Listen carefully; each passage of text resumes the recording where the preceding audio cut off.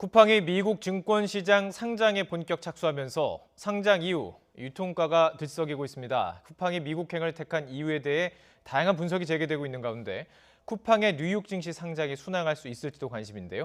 나이트 포커스 오늘은 이인철 참좋은 경제연구소장 모시고 관련 내용 짚어보도록 하겠습니다. 안녕하십니까? 네. 처음 이 뉴스를 접할 때 이게 우리가 알고 있는 쿠팡이 맞나? 이런 생각이 좀 들었었습니다. 미국에 상장을 한다는 것도 사실 좀 놀라웠고 기업 가치에 대한 얘기들도 이 정도나 됐나? 이런 얘기 나왔어요. 어느 정도 가치가 있고 그 과정을 좀 짚어보고 싶습니다. 혹시 총알 배송 이용해 보신 적 있으세요? 합니다. 예. 그러니까 우리나라 사람이 쿠팡을 이용 안 한 사람은 있어요. 네. 근데 한 번만 이용한 사람은 없다. 수치상 10명 중 9명은 계속 반복해서 사용한다더라고요. 그렇습니다. 예. 그래서 물론 이제 국내에서 덩치를 키웠는데 네. 왜 하필이면 한국행이 아닌 한국 증시가 아닌 미국 증시냐 여러 가지 논란이 나오는데 예. 정확한 팩트는 뭐냐? 이번에 상장을 한 회사는 미국 델라웨어주에 본사를 두고 있는 쿠팡 INC라는 회사입니다. 예. 한국 쿠팡의 100% 모회사. 모회사. 예, 미국 본사가 한국 쿠팡의 지분 100%를 보유하고 있습니다. 예. 근데 또 하나 이제 잘못 알려진 게 미국 쿠팡 INC의 대표가 김범석 의장이에요. 네. 김범석 대표는 실질적으로 미국인이에요. 중학교 때 미국으로 유학을 가서 예. 거기서 시민권을 땄습니다. 네. 그래서 귀화하지 않고 군복무를 하지 않았기 때문에 2012년 쿠팡이 창업을 하고 국내에서 영업을 하면서도 어떤 비아냥거림을 받았느냐. 체리피커 아니야? 이제 원하는 것만 골라서 취하는. 예. 그러면서 검은 머리 외국인이다라는 이제 비아냥거림을 받았는데 어쨌든 네. 이번 상장이 과연 미국 기업이냐 한국 기업이냐의 논란이 아니라 네네. 팩트는 일단 이제 미국 기업입니다. 미국 기업인 이제 미증시 뉴욕 증권거래위원회 증시 상장 신청서를 냈고 다만 우리가 여기서 간과하지 말아야 될 건 뭐냐? 미국 기업이 한국에 와서 사업을 했고요. 예. 덩치를 키운 겁니다. 그리고 나서 그걸 바탕으로 미증시에 상장할 만큼 외형을 인정을 받았다. 예. 한국의 이런 이커머스 전자상거래 유통시장이 굉장히 크구나. 네. 이런 성장성을 인정받았다라는 것은 어떤 긍정적 시그널입니다. 긍정적 시그널로 볼 수 있고 지금 보도에 따르면 쿠팡의 기업 가치가 55조 맞습니까? 55조 정도로 맞습니다. 지금 평가를 하고 있는데 그냥 사실 숫자만 들으면은 감이 안 와요. 55조라는 게 어느 정도 수치인가요? 55조. 오늘 종가 기준 예. 현대차. 네. 현대차의 시가총액이 51조입니다.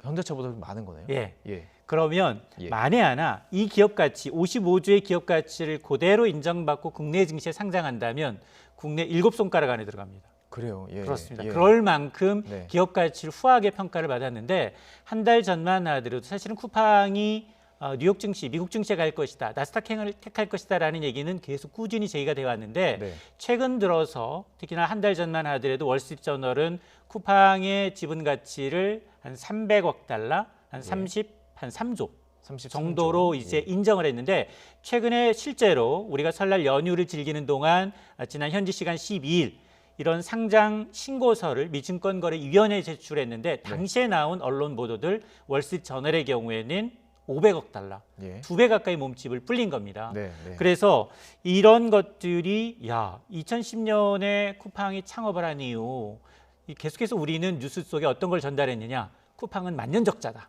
만년적자 매번 그렇습니다. 들었습니다. 예. 쿠팡맨을 직고용하고 그리고 이제 이 배송 플랫폼을 만들고 이러는데 투자가 너무 많이 들어갔다. 네. 그러면서 이제 2015년, 18년 일본의 이제 손정희 회장 이제 비전 펀드를 통해서 네. 이제 한 27억 달러, 3조 원 정도를 투자를 했는데 네. 손정희 회장이 여기는 물렸다. 이런 얘기가 나왔었어요. 예, 예. 그럴 정도였는데 네네. 오히려 이번에 상장을 계기로 기업 지분 가치가 거의 뭐 55조로 평가를 받다 보니 예. 지금 이 상장의 승자는 손정희 회장이다. 음. 3조 원 투자해서 네네. 6, 7년 만에 7배를 벌었다라는 이제 분석이 나오는 대목입니다. 그 이게 참 복잡한 전문가들의 과정을 통해서 계산을 했을 텐데 네. 궁금한 건 지금 말씀하신 것처럼 적자가 매년 있었어요. 그럼 이게 누적이 되잖아요. 그 누적된 적자만 봐도 상당한 금액이 누적이 되어 있음에도 불구하고 그럼에도 55조로 평가를 했고 네. 더 궁금한 건 이런 누적 적자가 있음에도 상장이 그럼 이루어질 수 있을까요? 맞습니다. 미국 증시를 멜팅팟, 미국을 멜팅팟이라고 하잖아요.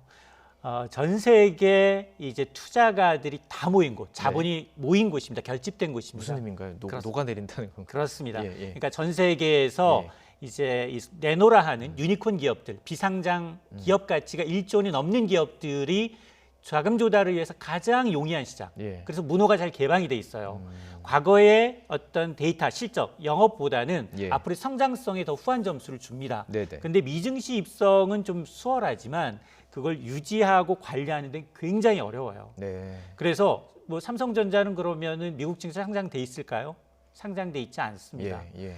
삼성전자는 GDR이라고 해서 유럽 증시에 상장이 돼 있어요. 네. 그러다 보니 이런 미국 증시 상장을 통한 IPO가 좋긴 좋지만 거기서는 여러 가지 조건이 있어요. 예를 들어서 뭐 석 달 이상 주가가 1달러를 밑돌게 되면 관리 종목으로 편입이 되고요. 그리고 주주들이 우리는 반기 배당도 6개월 배당도 굉장히 흔치 않은데 거기 분기 배당을 요구하는 데도 있습니다.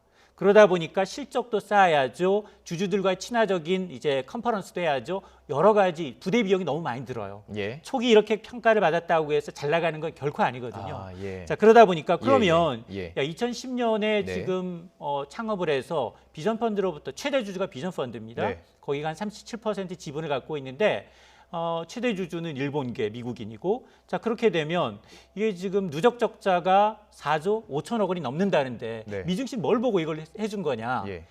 지금 전 세계에서 이커머스 온라인 유통시장의 사이즈를 보게 되면 네. 단연 1등이 중국이에요. 예. 그리고 2등이 미국. 예. 우리나라가 지금은 예. 지난해까지는 5위 정도로 평가를 받았어요. 오이? 세계. 예. 세계 5위인데 한 160조 정도 시장. 이 가운데 국내 온라인 유통시장의 2위가 누구냐? 이커머스 시장의 1위는 네이버입니다. 그래요? 예. 예. 이커머스 시장의 네이버가 한 점유율 17%를 보유하고 있고요. 예. 2위가 쿠팡이에요. 예. 한 13%입니다. 네네. 근데 이것도 굉장히 잘하고 있는 거거든요. 네. 특히나 이번에 미 증권거래위원회 이제 이 상장 신청서를 내면서 그동안 밝혀지지 않았던 네. 그동안은 매출을 보고할 의무가 없었거든요. 그렇죠. 공개된 기업이 아니니까. 없습니다. 예. 그렇습니다. 그러다 보니까 공개된 실적을 보니 거의 매년 2배 가까이 매출이 늘어나고 있어요. 네. 2019년만 하더라도 매출이 7조 남짓. 네. 그런데 지난해 13조 원이 13조. 넘습니다. 예. 매출이 거의 2배 가까이 성장을 하고 있고 그리고 영업이익도 적자가 계속해서 둔화되면서 네. 영업에 따른 현금 이익만 놓고 보면 이미 흑자로 돌아서서 네.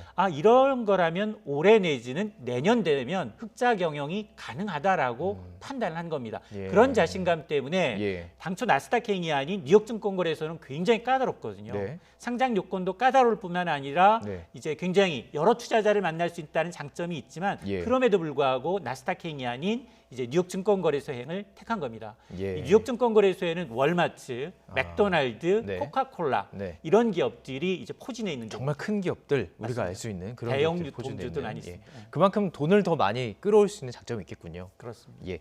자, 조금 전에 저희가 그 자막으로 500억 달러 규모인데 500달러라고 그러니까 짧게 나가는 사이에서 좀 오류가 있었던 거 정정 멘트 하겠습니다. 500억 달러라고 저희가 이야기를 했었고 자막에 조금 오류가 있었던 점 양해 말씀드리겠습니다. 자, 계속해서 이야기를 나눠보겠습니다. 그 미국 증시를 이제 택했던 과정, 그 팩트만 설명을 해주셨어요. 미국 기업이고 미국인이다. 엄밀히 말하면은 정말 엄격하게 말하면 그리고 그 증시를 선택하는 과정에서 차등 의결권 때문에 미증시를 선택한 것이 아니냐라는 사실은 이것 때문에 했는지는 몰라요. 근데 그런 추측들이 나오고 있습니다. 우선 이 차등 의결권이라는 게 뭔가요? 이 벤처 기업들, 성장성을 갖고 있는 벤처 기업들이 가장 큰 걱정은 네. 이게 돈이 되는데 이걸 기술을 제품으로 만들고 서비스나 제품화해서 선보여서 이제 흑자 전환하는 데 시간이 굉장히 많이 걸립니다. 그렇겠죠. 그러면 네. 창업주는 네. 본인의 지분을 이제 약간씩 이제 팔아가면서 네. 매각을 하면서 회사에 투자를 유치합니다. 네. 그런 과정에서 창업주의 의결권을 좀 보존해주는 방식이 없나? 네. 이게 이 지금 전 세계 세계 증시의 거의 한 OECD 선진국의 한 절반 정도가 예. 채택을 하고 있는데요.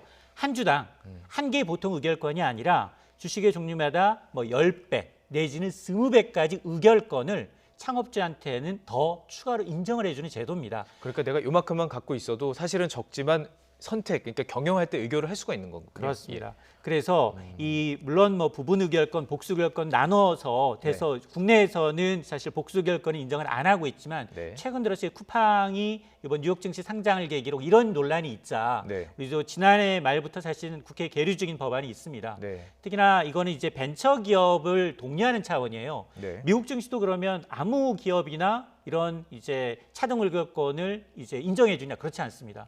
지금 기준 IT 기업 가운데 5곳 가운데 한 곳 정도 네. 비중이 한 20%예요. 20% 정도 예를 든다면 구글이라든가 뭐 이런 기업들 그리고 에어비앤비라는 공유 업체들 예. 이런 기업들의 경우는 차등 의결권을 10배 내지는 20배까지 인정을 받았는데 네, 네. 이번에 쿠팡의 경우에는 29배예요. 예. 그러니까 김범석 의장이 지분을 2%만 갖고 있어도 예. 29배니까 곱하기 1을 하게 되면 58%의 의결권을 확보한 것이기 때문에 예. 그 아래로 지분율이 떨어지지 않은 한 경영권 보장, 적대적 M&A는 성공할 수가 없는 조건이고요. 예. 다만 이게 무한정 주느냐 그건 아닙니다. 만에 하나 네. 김범석 의장이 자신이 보유하고 있는 이런 차등 의결권을 남한테 상속을 하거나 증여하거나 예. 아니면 매각을 할 경우에는 자동으로 예. 보통주로 전환이 되는 이제 옵션이 붙어 있습니다. 그러니까 말 그대로 경영을 마음 편하게 할 수 있도록 성장하는 기업들에게 마음 편하게 해줄 수 있도록 어떻게 편의를 얘기하면 좋을까요? 봐주는 더 많은 일단은 혜택을 좀 주는 것이고. 맞습니다. 근데 뭐 단점도 분명히 있다고 하더라고요. 이렇게 되면은 주주가 어쨌든 행사를 해야 되는 것들이 좀 제한이 되기 때문에. 맞습니다. 예. 이건 주주평등권 침해거든요. 아니 나도 똑같은 한 주인데 그러니까요. 나도 김범석 의장처럼 예. 한 주를 29주를 인정해달라 요구할 수 있거든요. 네네. 그런데 또 하나 문제점은 뭐냐?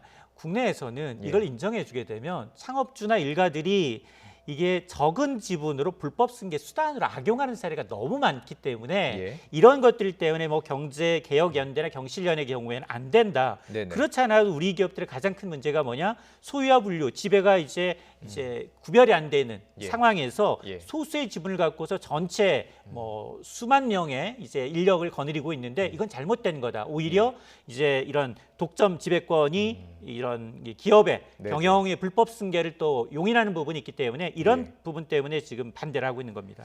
쿠팡이 던진 돌이라고 좀 표현을 해보고 싶습니다. 이 쿠팡이 던진 돌이 여러 영향을 좀 끼치는 것으로 보이는데요. 자, 그렇다면 이렇게 해서 투자금을 많이 벌어들이려고 하는 거예요. 그렇다면 이 돈을 가지고 네. 그냥 뭐 본인이 가지려고 하는 건 아닐 거고요. 투자를 하려고 할 텐데 그렇다면 투자를 하기 시작한다면 주변의 경쟁 업체들이 끼치는 영향도 궁금하고요. 어떤 영향들이 있을 수 있을까요? 맞습니다. 지금 어쨌든 이번에 자금 조달은 거의 한 10억 달러 정도, 1조 정도를 IPO를 통해서 네. 조달할 것으로 보입니다. 예. 물론 우리나라랑 좀 틀려요. 공모준 우리는 개인 투자자들도 있고 기관 투자 몫으로 나눠서 분리가 되지만 미국은 대부분 기관 투자가 몫입니다. 네. 그래서 기관 투자자를 대상으로 노출을 해야지만이 예. 구체적인 수량, 종목 그리고 가격이 결정이 되는데 네네. 어쨌든 지금 분위기로는 기관 투자가들이 많은 관심이 쏠리고 있거든요. 그래요? 예. 그렇게 되면 55조가 500억 달러가 아니라 그 이상의 가치를 인정받을 수도 있습니다. 예. 그런데 이번 이제 상장 보고서를 보게 되면 이 뭐라고 적혀 있느냐? 당시 이제 이 미국의 이제 상장 신고서에도 보면 이 조달한 자금을 가지고서 R&D 그리고 사업 부분의 확대 등을 얘기하고 있어요.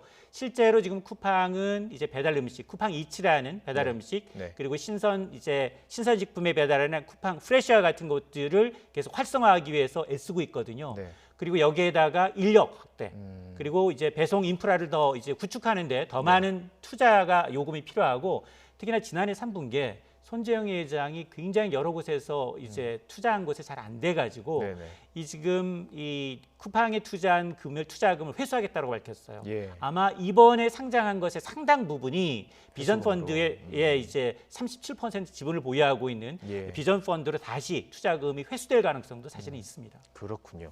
자, 한 가지 더 쿠팡이 던진 돌을 좀 이야기를 해보도록 하겠습니다. 지금 전 직원들, 국내 직원들에게 주식을 나눠주기로 했어요. 우리가 흔히 부르는 그 쿠팡맨들까지도 다 지금 받는 거죠? 그렇습니다. 예. 이게 사실은 그 쿠팡이 이렇게 이 미국 증시, 뉴욕 증권거래 소행을 할 수 있었던 건 이제 직원들의 덕이다라고 네. 하면서 1,000억 원 규모의 주식을 나눠주겠다라고 했는데 현재 쿠팡의 직원이 5만 명이에요. 예. 5만 명이기 때문에 단순 계산하면 1인당 200만 원 규모의 주식인데 그런데 그러면 쿠팡맨이면 다 받느냐? 물론 배달하시는 정규직 직원들, 배달 직원들은 받지만 예. 여기에 배송 인력 가운데 좀 나눠요. 네네. 배송 아르바이트 개념의 쿠팡 플렉스, 예. 또 음식 배달 업체인 쿠팡 이츠 인력은 부여 대상에서 제외가 됩니다. 예. 여기는 직고용하지 않았거든요. 자회사거나 아니면 근로자가 아닌 업무상 자율성이 독립된 계약자, 네. 계약자로 이제 개인 사업자로 분류가 되고 있기 때문에 이 부분들은 아마 받으실 수 없을 것으로 보입니다. 이게 영향이 좀 있을까요? 국내 기업들에게 던지는 메시지가 있을까요?